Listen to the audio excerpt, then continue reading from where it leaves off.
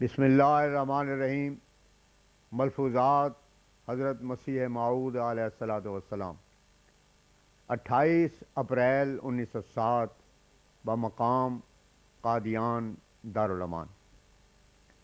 فرمایا سب سے اول آدم نے بھی گناہ کیا تھا اور شیطان نے بھی، مگر آدم میں تکبر نہ تھا، اس لیے خدا تعالیٰ کے حضور اپنے گناہ کا اقرار کیا اور اس کا گناہ بخشا گیا۔ اسی سے انسان کے واسطے توبہ کے ساتھ گناہوں کے بخشا جانے کی امید ہے، لیکن شیطان نے تکبر کیا اور وہ ملعون ہوا۔ جو چیز کے انسان میں نہیں، متکبر آدمی خواہ مخواہ اپنے لیے اس چیز کے دعوے کے واسطے تیار ہو جاتا ہے۔ انبیاء میں بہت سے ہنر ہوتے ہیں، ان میں سے ایک ہنر سلب خودی کا ہوتا ہے۔ ان میں خودی نہیں رہتی، وہ اپنے نفس پر ایک موت وارد کر لیتے ہیں۔ کبریائی خدا کے واسطے ہے۔ جو لوگ تکبر نہیں کرتے اور انکساری سے کام لیتے ہیں وہ ضائع نہیں ہوتے۔ ایک شخص کا خط آیا کہ میں آپ کے متعلق استخارہ کرنا چاہتا ہوں کہ آیا آپ حق پر ہیں یا نہیں۔ فرمایا ایک وقت تھا کہ ہم نے خود اپنی کتاب میں استخارہ لکھا تھا کہ لوگ اس طرح سے کریں تو خدا تعالیٰ ان پر حق کو کھول دے گا، مگر اب استخاروں کی کیا ضرورت ہے جبکہ نشانات الہی بارش کی طرح برس رہے ہیں اور ہزاروں کرامات اور معجزات ظاہر ہو چکے ہیں۔ کیا ایسے وقت میں استخاروں کی طرف توجہ کرنے کی ضرورت ہوتی ہے؟ کھلے نشانات کو دیکھ کر پھر استخارہ کرنا خدا تعالیٰ کے حضور میں گستاخی ہے۔ کیا آپ جائز ہے کہ کوئی شخص استخارہ کرے کہ اسلام کا مذہب سچا ہے یا جھوٹا، اور استخارہ کرے کہ حضرت صلی اللہ علیہ وسلم خدا تعالیٰ کی طرف سے سچے نبی تھے یا نہیں تھے؟ اس قدر نشانات کے بعد استخاروں کی طرف توجہ کرنا جائز نہیں۔ 5 مئی 1907 فرمایا آج قرآن شریف کی آیت شریفہ فلا یظہر علی غیب احد الا من ارتضی من رسول سے مجھے ایک نکتہ خیال میں آیا، اور وہ یہ ہے کہ اللہ تعالیٰ نے اس آیت میں یہ فرمایا ہے کہ اس کے غیب کے اظہار سوائے برگزیدہ رسولوں کے اور کسی پر نہیں ہوتا۔ اس میں سوچنے کے لائق لفظ اظہار ہے۔ اظہار سے مراد یہ ہے کہ کھلا کھلا غیب کثرت کے ساتھ کسی پر کھولا جائے۔ اس سے معلوم ہوتا ہے کہ صرف متشابہات کے طور پر تھوڑا سا غیب تو گاہے گاہے کسی دوسرے پر بھی کھولا جاتا ہے، مگر اس میں محکم بات نہیں ہوتی، اور اس کے بعد سے شرط نہیں کہ جس پر کھولا جائے وہ مومن ہو یا کافر ہو۔ ہر ایک مذہب کے آدمی کو یہ حالت گاہے حاصل ہو سکتی ہے کہ کوئی تھوڑی سی بات مشتبہ یا غیر مشتبہ اس کو غیب سے مل جائے۔ یہ سب کچھ ہو سکتا ہے، لیکن منع صرف اظہار علی الغیب ہے۔ اظہار کا لفظ اس کی کیفیت اور کمیت پر دلالت کرتا ہے، یعنی وہ غیب کی خبر مصفہ ہو، شک اور شبہ سے پاک ہو، اور دوسرا کثرت سے ہو جس سے ظاہر ہو کہ یہ خارق عادت اور معجز نما ہے۔ اس ایسے سے خود ظاہر ہوتا ہے کہ رسولوں کے سوائے دوسرے لوگوں کو بھی غیب کچھ نہ کچھ مل جاتا ہے، مگر ان کے غیب میں اظہار کا رنگ نہیں ہوتا۔ اظہار کا لفظ ایک خاص امتیاز کو ظاہر کرتا ہے۔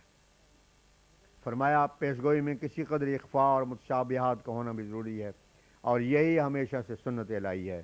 ملاکی نبی اگر پیشگوئی میں صاف لکھ دیتا کہ الیاس خود نہ آئے گا بلکہ اس کا مثیل، تو حضرت عیسیٰ کے ماننے میں اس قدر دقتیں اس زمانے کے علماء کو پیش نہ آتی ہیں۔ ایسے ہی اگر حضرت صلی اللہ علیہ وسلم کے متعلق جو پیشگوئیاں تورات اور انجیل میں ہیں وہ نہایت ظاہر الفاظ میں ہوتی کہ آنے والا نبی آخر الزمان اسماعیل کی اولاد میں سے ہوگا اور شہر مکے میں ہوگا، تو پھر یہودیوں کے آپ کے ماننے سے کوئی انکار نہ ہو سکتا تھا۔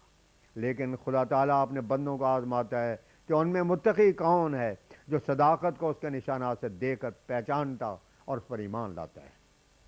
فرمایا مخالفین کا یہ اعتراض کہ بعض ہماری جماعت کے آدمی تعاون سے کیوں مرتے ہیں بالکل ناجائز ہے۔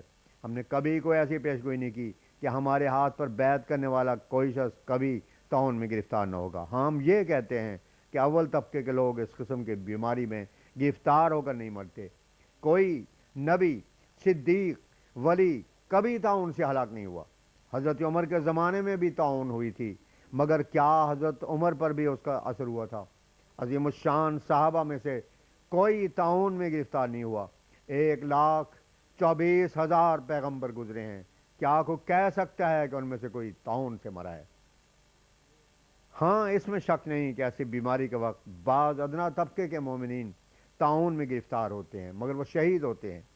خدا تعالیٰ ان کی کمزوریوں اور گناہوں کو اس طرح سے غفر کرتا ہے جیسے کہ ان جہادوں میں جو آن حضرت صلی اللہ علیہ وسلم نے کفار کے ساتھ کیے، اگرچہ پہلے سے پیش گوئی تھی کہ ان جہادوں میں کفار جہنم میں گرائے جائیں گے، تاہم بعض مسلمان بھی قتل کیے گئے، مگر اعلیٰ طبقے کے صحابہ مثلا حضرت ابو بکر، حضرت عمر جیسوں میں سے کوئی شہید نہیں ہوا، نہ حضرت صلی اللہ علیہ وسلم شہید ہوئے۔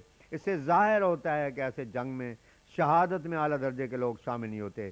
اسی طرح طاعون میں بھی ایسے جنگ میں شہادت میں اعلیٰ درجے کے لوگ شامل نہیں ہوتے۔ اسی طرح طاعون میں بھی اگر ہماری جماعت کا کوئی آدمی گرفتار ہو جائے تو یہ اس کے واسطے شہادت ہے اور خدا تعالیٰ اس کو اس کا اجر دے گا۔ حضور کی خدمت میں ایک شخص کا سوال پیش ہوا کہ کیا یہ ضروری ہے کہ مسیح کو بن باپ مانا جائے؟ فرمایا قرآن شریف سے ایسے ہی ثابت ہوتا ہے اور قرآن شریف پر ہم ایمان لاتے ہیں۔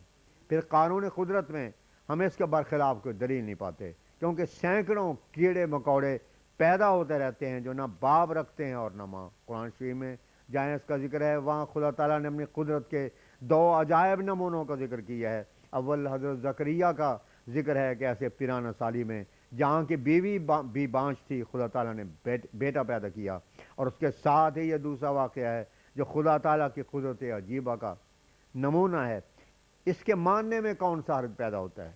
قرآن مجید کے پڑھنے سے ایسے ہی ثابت ہوتا ہے کہ مسیح بن باپ ہے اور اس پر کوئی اعتراض نہیں ہو سکتا۔ خدا تعالیٰ نے کمثل آدم جو فرمایا ہے اس سے بھی ظاہر ہے کہ اس میں ایک عجوبہ قدرت ہے جس کے واسطے آدم کی مثال کا ذکر کرنا پڑا۔ ذکر تھا کہ بعض جگہ چھوٹے گاؤں میں ایک ہی احمدی گھر ہے اور مخالف ایسے متعصب ہیں کہ وہ کہتے ہیں کہ اگر کوئی احمدی مر جائے گا تو ہم جنازہ بھی نہیں پڑھیں گے۔ حضرت نے فرمایا ایسے مخالفوں کا جنازہ پڑھا کر احمدی نے کیا لینا ہے؟ جنازہ تو دعا ہے۔ جو شخص خود ہی خدا تعالیٰ کے نزدیک مغضوب علیہم میں ہے اس کی دعا کا کیا اثر ہے؟ احمدی شہید کا جنازہ خود فرشتے پڑھیں گے۔ ایسے لوگوں کی ہرگز پرواہ نہ کرو اور اپنے خدا پر بھروسہ رکھو۔ پھر فرمایا یہ نادان لوگوں کا غلط خیال ہے کہ طاعون ہماری جماعت کو نقصان پہنچاتی ہے۔ اگر طاعون سے کوئی آدمی ہماری جماعت کا شہید ہوتا ہے تو یہاں تو خدا تعالیٰ ایک کی بجائے 100 بھیج دیتا ہے، لیکن ہمارے مخالفوں کا یہ حال ہے کہ ایک تو طاعون سے ہزاروں مر رہے ہیں، وہ بھی ان میں سے کم ہو گئے، اور جو زندہ ہیں ان میں سے ہزاروں نکل کر ہماری جماعت میں داخل ہو رہے ہیں۔ ہماری جماعت تو دن بدن بڑھ رہی ہے اور مخالفوں کی جماعت دن بدن گھٹ رہی ہے، پس ظاہر ہے کہ گھاٹے میں کون ہے اور فائدے میں کون ہے۔ تو فرمایا افسوس ہے کہ آریہ سماج نے ایسی بری راہ اختیار کی ہے جس کا انجام کسی صورت میں نیک نہیں ہو سکتا، اور اب ان کے لیڈر کو ہی جلاوطن نہیں سمجھنا چاہیے، بلکہ دراصل آریہ سماج ہی جلاوطن ہو گیا ہے اور اب اس کا خاتمہ ہے۔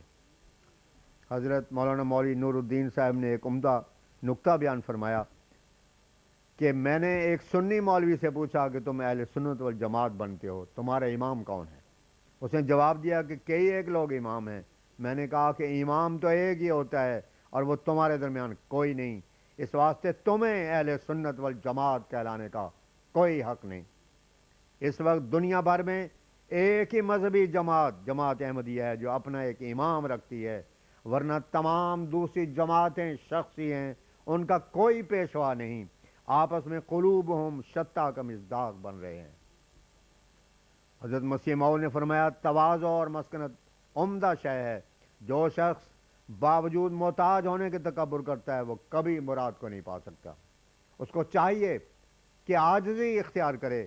کہتے ہیں کہ جالینوس حکیم ایک بادشاہ کے پاس ملازم تھا۔